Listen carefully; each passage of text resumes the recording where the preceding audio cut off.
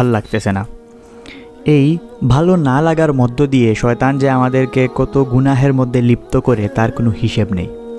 এই ভাল লাগে না এই জিনিসটা শয়তানের অনেক বড় একটা অস্ত্র।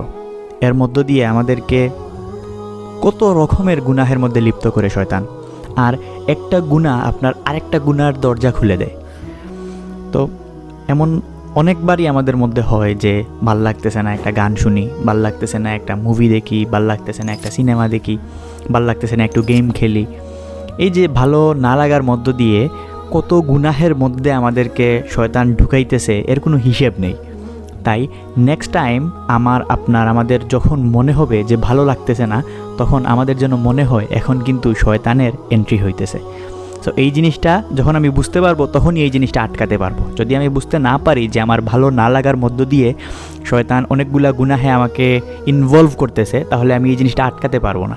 তাই নেক্সট টাইম যখন আপনার মনে হবে যে ভাল লাগতেছে না, তখন যেন ওই জিনিসটা মনে হয় যে শয়তান এখন এন্ট্রি নিতেছে। তাইলেই আমরা শয়তানকে আটকাতে পারবো ইনশাআল্লাহ। আসসালামু আলাইকুম ওয়া রাহমাতুল্লাহি ওয়া বারাকাতুহু।